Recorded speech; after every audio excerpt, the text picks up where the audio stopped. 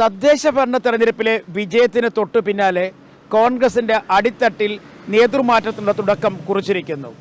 പഞ്ചായത്ത് തെരഞ്ഞെടുപ്പിൽ മത്സരിച്ച് വിജയിച്ച ബ്ലോക്ക് കമ്മിറ്റി പ്രസിഡന്റുമാർ, വാർഡ് കമ്മിറ്റി പ്രസിഡന്റുമാർ എന്നിവരെ മാറ്റിക്കൊണ്ട് പുതിയ ആളുകളെ കൊണ്ടുവരുവാനുള്ള നീക്കമാണ് ഇപ്പോൾ കോൺഗ്രസിൽ നടക്കുന്നത്. ഒപ്പം പുതിയ ബ്ലോക്ക് കമ്മിറ്റികളും വാർഡ് കമ്മിറ്റികളും നിലവിൽ വരും. നിയമസഭാ തെരഞ്ഞെടുപ്പ് മുന്നിൽ കണ്ടുകൊണ്ടാണ് ഇത്തരത്തിൽ ഒരു മാറ്റത്തിന് കോൺഗ്രസ് ശ്രമിക്കുന്നത്. കേരളത്തിൽ എല്ലായിടത്തും ഈ മാറ്റം തുടരാൻ തന്നെയാണ് കോൺഗ്രസിൻ്റെ നീക്കവും. അതേസമയം സ്ഥാനാർത്ഥി നിർണയവുമായി ബന്ധപ്പെട്ട ചർച്ചകൾ കഴിഞ്ഞ ദിവസം തിരുവനന്തപുരത്ത് നടന്നെങ്കിലും ഇനി ഉഭയകക്ഷി ചർച്ചകൾക്ക് ശേഷം മതി എന്ന നിലപാടിലാണ് കോൺഗ്രസ്. മധുസൂദന മിസ്ത്രി ഉൾപ്പെടെയുള്ള മുതിർന്ന നേതാക്കൾ കഴിഞ്ഞ ദിവസത്തെ സ്ഥാനാർത്ഥി നിർണയ ചർച്ചയിൽ പങ്കെടുത്തിരുന്നു. ഇതിൽ KSUവിൻ്റെയും യൂത്ത് കോൺഗ്രസിൻ്റെയും മഹിളാ കോൺഗ്രസിൻ്റെയും നേതാക്കന്മാരെത്തി അവരുടെ ലിസ്റ്റുകളും അവർ മത്സരിക്കാൻ ആഗ്രഹിക്കുന്ന നിയമസഭാ മണ്ഡലങ്ങളെക്കുറിച്ചുമൊക്കെയുള്ള വിവരങ്ങൾ നൽകി. എന്നാൽ ഇതെല്ലാം പിന്നീട് പരിഗണിക്കാം എന്നാണ് ഇപ്പോൾ മധുസൂദൻ മിസ്ത്രിയുടെയും കേന്ദ്ര നേതൃത്വത്തിൻ്റെയും തീരുമാനം.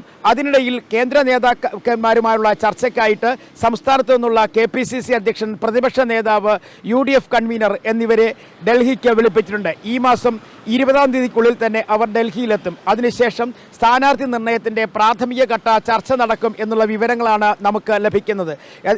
ജനുവരി അവസാനത്തോടു കൂടിയോ ഫെബ്രുവരി ആദ്യത്തോടു കൂടി തന്നെ ആദ്യഘട്ട സ്ഥാനാർത്ഥി പട്ടിക പുറത്തിറക്കാൻ കഴിയും എന്നുള്ള പ്രതീക്ഷ കോൺഗ്രസ് നേതാക്കന്മാർ പങ്കുവയ്ക്കുന്നുണ്ട്. പ്രത്യേകിച്ചും കേരളത്തിൽ 14 ജില്ലകളിലെയും നിയമസഭാ മണ്ഡലങ്ങളിലെ ഒരു സർവേയാണ് ഇപ്പോൾ നടത്തിക്കൊണ്ടിരിക്കുന്നത്. ഇതിനായി 4 ഏജൻസികളെയാണ് ഇപ്പോൾ AICC ചുമതലപ്പെടുത്തിയിരിക്കുന്നത്. ഈ സർവേ റിപ്പോർട്ട് AICCക്ക് കിട്ടിയതിന് ശേഷം ആയിരിക്കും മറ്റ് നടപടിക്രമങ്ങളിലേക്ക് കടക്കുക. അതായത് സ്ഥാനാർത്ഥിയായി തീരുമാനിക്കാൻ ഉദ്ദേശിക്കുന്ന ഒരു നിയമസഭാ മണ്ഡലത്തിൽ നിന്നുള്ള 4-ലധികം പേരുകളുടെ വിവരങ്ങളാണ് ഇപ്പോൾ ഇതിൻ്റെ ഭാഗമായിട്ട് അല്ലെങ്കിൽ സർവേയുടെ ഭാഗമായിട്ട് ശേഖരിച്ച് സർവേ നടത്തുന്ന ടീമിന് നൽകിയിരിക്കുന്നത്.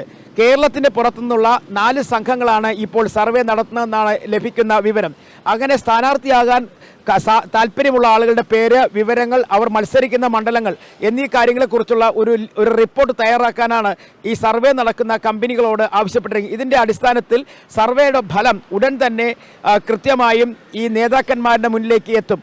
ഇതുകൂടി പരിഗണിച്ചുകൊണ്ടായിരിക്കും സ്ഥാനാർത്ഥി നിർണ്ണയം. ഒപ്പം സുനിൽ കനകോലു കൊണ്ടുവന്ന ഒരു ലിസ്റ്റ് കൂടി പരിഗണിക്കുന്നുണ്ട്. അദ്ദേഹം തയ്യാറാക്കി നൽകിയിരിക്കുന്ന ചില ലിസ്റ്റുകളുണ്ട്, ചില നടപ്പിലാക്കേണ്ട ചില പദ്ധതികളുണ്ട്. ഇതെല്ലാം കൂടി ചേർത്ത് വെച്ചുകൊണ്ടായിരിക്കും സ്ഥാനാർത്ഥി നിർണ്ണയത്തിലേക്ക് കോൺഗ്രസ് കടക്കുക.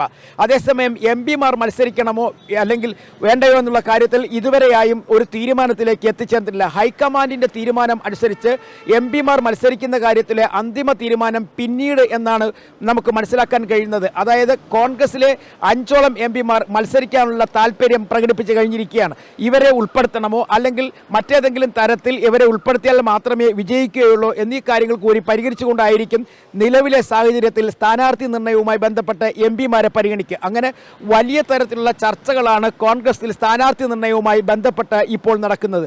അതേസമയം കഴിഞ്ഞ ദിവസം കേരള കോൺഗ്രസ് CM ഇനി UDFിലേക്ക് വരുന്നതിനെക്കുറിച്ച് ഒരു ചർച്ച ഉണ്ടാകില്ല എന്ന് പറഞ്ഞുകൂടി തന്നെ തൽക്കാലം കേരള കോൺഗ്രസ് എമ്മിനെ ഇങ്ങോട്ട് ക്ഷണിക്കേണ്ട അല്ലെങ്കിൽ അവരെ പോയി കണ്ടിട്ട് ചർച്ചകൾ നടത്തേണ്ട എന്ന നിലപാടിലാണ് കോൺഗ്രസ് നേതാക്കന്മാർ. പക്ഷേ അവർക്ക് എപ്പോൾ വേണമെങ്കിലും വരുന്നതിന് വേണ്ടി കോൺഗ്രസിൻ്റെയും UDFിൻ്റെയും വാതിലുകൾ തുറന്നിട്ടിട്ടുണ്ട് എന്ന് നേതാക്കന്മാർ പറയുകയും ചെയ്യുന്നുണ്ട്. ഫലത്തിൽ കേരള കോൺഗ്രസ് എമ്മിനെ തള്ളിപ്പറയുന്നില്ല എങ്കിൽ പോലും ഒരു ചർച്ചയ്ക്ക് അങ്ങോട്ട് പോകാൻ തയ്യാറല്ല എന്നാണ് കോൺഗ്രസ് നേതാക്കന്മാരുടെ തീരുമാനം. എന്തായാലും ലീഗും അതേപടി അത് അംഗീകരിച്ചിട്ടുണ്ട്. വരും ദിവസങ്ങളിൽ, അതായത് 18-ാം തീയതിക്കും 20-ാം തീയതിക്കും ഇടയിലാണ് ഉഭയകക്ഷി ചർച്ചയെക്കുറിച്ച് തീരുമാനമെടുത്തിട്ടുള്ളത്. അന്ന് UDFിലെ ഘടകകക്ഷികളുമായുള്ള ചർച്ചകൾ നടക്കും. ആ ചർച്ചകൾക്ക് ശേഷം ആയിരിക്കും സ്ഥാനാർത്ഥി നിർണ്ണയത്തിലേക്ക് കടക്കുക. ചില രാഷ്ട്രീയ പാർട്ടികൾ, അതായത് UDFിലെ ചില ഘടകകക്ഷികൾ അവരുടെ നിയമസഭാ മണ്ഡലങ്ങൾ വച്ചുമാറുന്നതിനെക്കുറിച്ച് ചർച്ച നടത്തണമെന്ന ആവശ്യം ഉന്നയിച്ചിട്ടുണ്ട്. പ്രത്യേകിച്ചും RSPയും ലീഗുമാണ് ഇത്തരത്തിൽ ആവശ്യം മുന്നോട്ട് വച്ചിരിക്കുന്നത്. ഇതുകൂടി പരിഗണിച്ച് ആ ചർച്ചകൾ കൂടി നടത്തിയതിന് ശേഷമായിരിക്കും കോൺഗ്രസ് സ്ഥാനാർത്ഥി നിർണ്ണയത്തിലേക്ക് കടക്കുക.